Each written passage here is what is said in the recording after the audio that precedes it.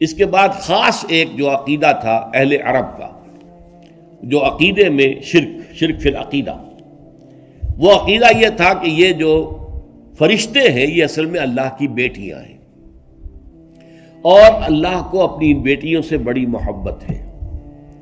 یہ بیٹیاں اگر کسی کی سفارش کر دیں تو بیڑا پار ہو جائے گا۔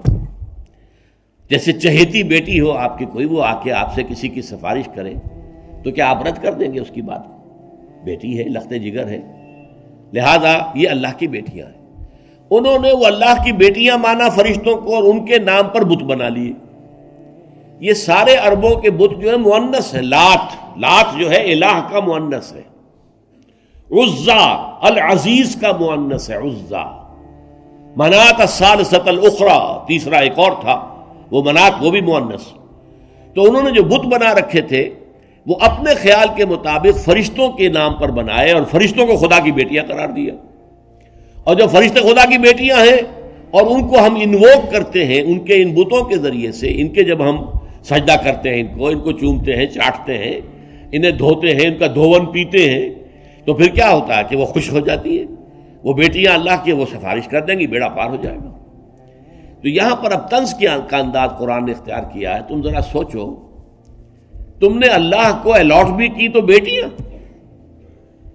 تمہیں اپنے لیے تو بیٹیاں پسند نہیں ہیں۔ عرب میں تو آپ کو معلوم ہے کہ اکثر و بیشتر جو ہے بیٹیوں کو زندہ درگور دفن کر دیتے تھے۔ ان کا وہ غیرت کا ایک غلط تصور تھا کہ کوئی شخص داماد بن کر ہمارے گھر آئے گا، نہیں، دفن کرو۔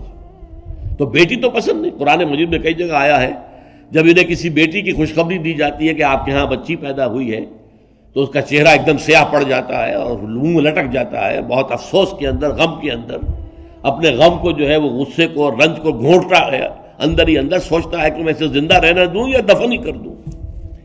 لیکن تم نے اللہ کو الاٹ بھی کی اولاد، تو ان میں سے بیٹیاں۔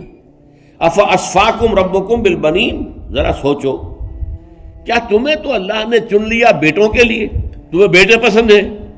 واتخذ من الملائکۃ اناسا، اول تو اللہ کے کوئی اولاد ہے ہی نہیں، کوئی سوال ہی پیدا نہیں ہوتا۔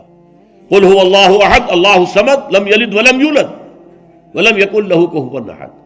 لیکن تم نے کمال کیا کہ اللہ کے لیے اولاد بھی تجویز کر دی، اولاد میں سے جو تمہیں پسند نہیں ہے وہ اللہ کو الاٹ کی۔ افاصفاکم ربکم بالبنین واتخذ من الملائکۃ اناسا، اللہ نے تمہیں تو چن لیا، پسند کر لیا بیٹے دینے کے لیے، اور خود اپنے لیے بیٹیاں بنا لی۔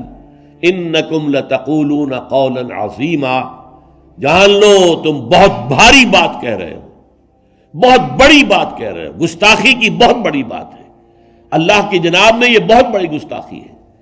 اس کا سب سے اونچا مقام جو قرآن مجید میں وہ سورہ مریم ہے، یہ سورہ بنی اسرائیل ہے، پھر سورہ کہف، پھر سورہ مریم۔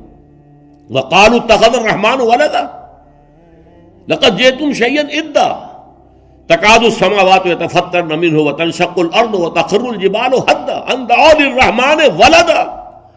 انہوں نے کہا کہ رحمان نے اپنے لیے کوئی بیٹا یا بیٹی بنا لی۔ دیکھو لوگوں، تم بہت بڑی بات کہہ رہے ہو، بہت بڑی گستاخی کی بات کر رہے ہو اللہ تعالیٰ کی شان سے، اور تمہاری گستاخی کی بات ایسی ہے کہ اس سے آسمان پھٹ پڑنے کو ہے، زمین شق ہونے کو ہے، اور پہاڑ ایک دھماکے کے ساتھ گر پڑنے کو ہے، اتنی بڑی گستاخی ہے۔ اللہ کے شایان شان ہی نہیں ہے کہ اس کا کوئی بیٹا ہو یا بیٹی ہو۔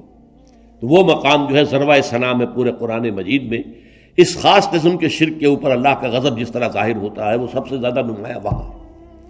بہرحال اس پر انکم لتقولون قولا عظیما، یہ 2 رکوع ختم ہوئے، اور اس پر ہمارا جو اس منتخب نصاب کا جو تیسرا حصہ چل رہا تھا، اس تیسرے حصے کا یہ درس جو ہے ختم ہو رہا ہے۔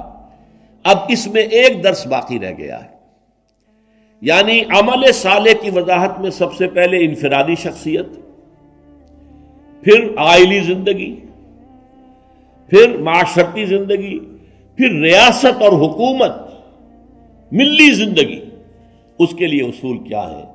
اس کے لیے جامع ترین سورت قرآن مجید کے اندر سورہ حجرات ہے، تو ہمارا اگلا درس جو ہے انشاءاللہ سورہ حجرات کا ہوگا۔ بارک اللہ لی ولکم فی القرآن العظیم ونفعنی وإیاکم بالآیات والذکر